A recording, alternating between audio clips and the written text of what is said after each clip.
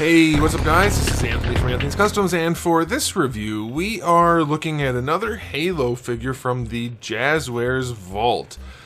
This is the Halo Wars 042 Douglas, and he is basically the exact same figure as Jerome. So, I don't know, there's some good stuff, there's some bad stuff. The really good thing about this figure is the price point. He's only 20 bucks.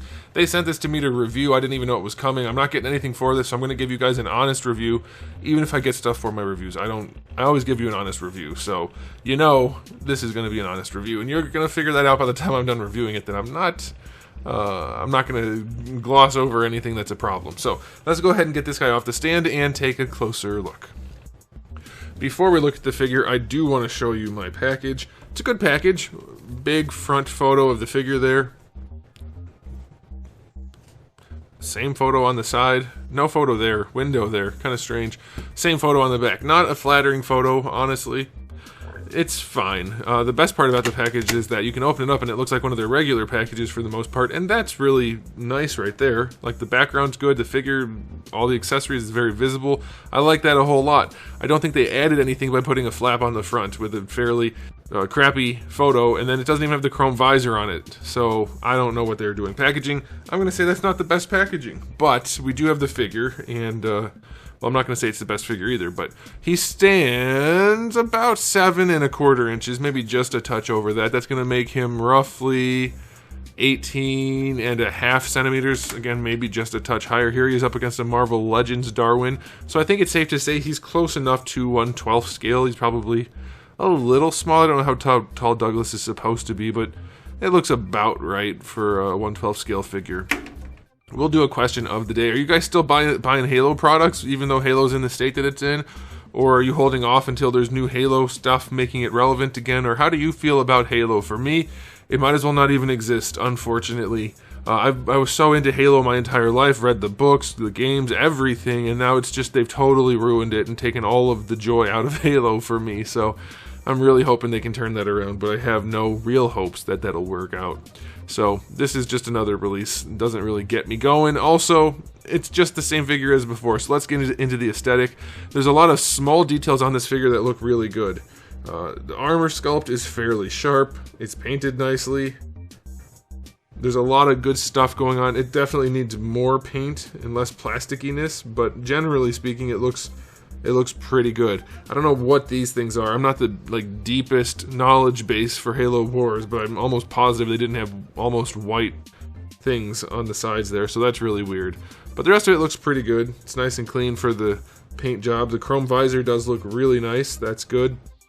Without all the studio lighting, you do get the Halo CE effect with the two little things pointing down on there, so that's nice. It looks good generally. I think they got the proportions pretty well in there, except for the same problems that this figure had the first time. The shoulder pads are nowhere near where they belong. I don't think it's, after looking at it more, I don't think the head actually sits too high. I don't think the armor sits high enough. There's not enough armor going on right here. This should be maybe a little higher, but this should definitely be higher, and then maybe the shoulders need to come up a little, but I don't think so. I think it's really just the shoulder pads and the armor here. Because it's not right at all, and it makes him look a little bit weird. And then the only other thing that really looks weird on this guy is there's no crotch. It's just the plate armor here, the green stuff, and then you just have emptiness. So it's dark, so it's not super obvious, but when you have it in hand, it is noticeable that this hip area is very empty and weird looking. I can put my whole finger in there almost. So it's a little bit strange looking. Again though, for 20 bucks, it's not bad. If you're really into Halo Wars, it's definitely going to be a sufficient stand-in until something better gets made. But it's fine. For 20 bucks, I'll say it gets a 7 out of 10 for the aesthetic. The chrome visor is nice. And it's almost there. I don't know why they screwed the shoulder pads up so bad. And we'll talk about the articulation in a minute. But first, let's do accessories. He's got a decent spread of hands, all you really need, so that's pretty good. You get the 2 SMGs, which is his iconic set of weapons, so that's nice. I don't think the paint job on there is accurate, but there's a decent amount of paint there. And then you get the spanker, which maybe, I don't know, did he have the spanker in one of the cutscenes or something? It's pretty well done though, so I will give them that also. So decent spread of accessories, especially for 20 bucks. 9 out of 10.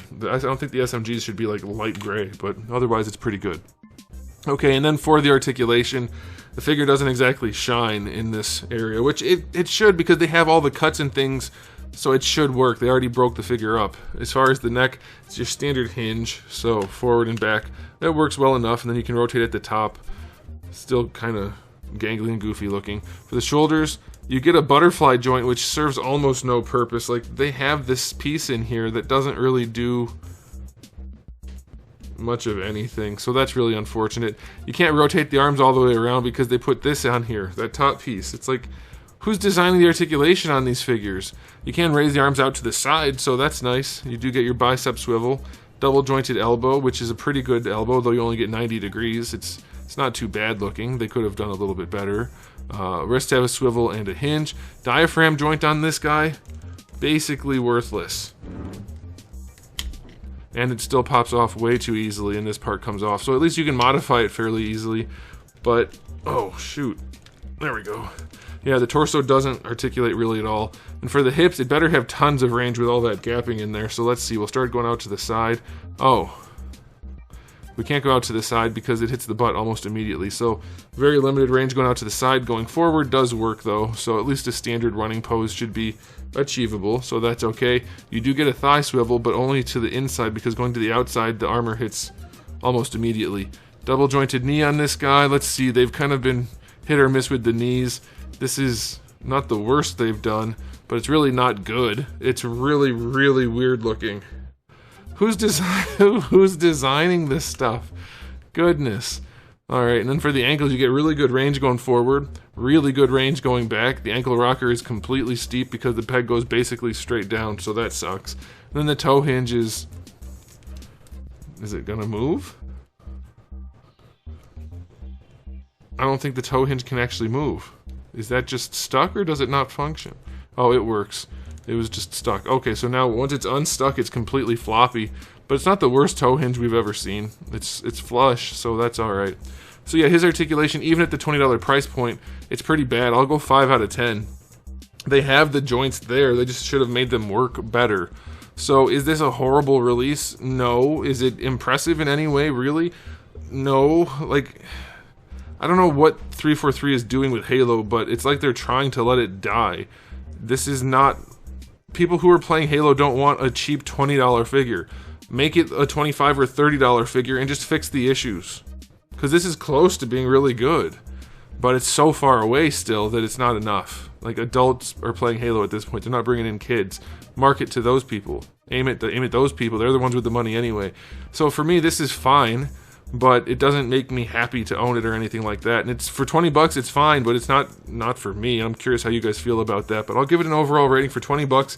8 out of 10. Like, it's cheap, so it's whatever, but it's not very good. It doesn't have good articulation. It doesn't look quite right. The accessories are decent. So yeah, let me know how you guys feel about this sort of thing. For me, it's a weird spot in the market where it's like a kid's toy almost in terms of price and engineering, but it's clearly not aimed at kids, so very strange. But let me know what you guys think in the comment section below. I'm done talking, so thanks for watching. If you enjoyed the video, please do give it a thumbs up. If you didn't, give it a thumbs down, and if you haven't subscribed, you should. I have new videos just about every single day, and thousands already on the channel, so make sure you come back for all of that. And in the meantime, keep collecting.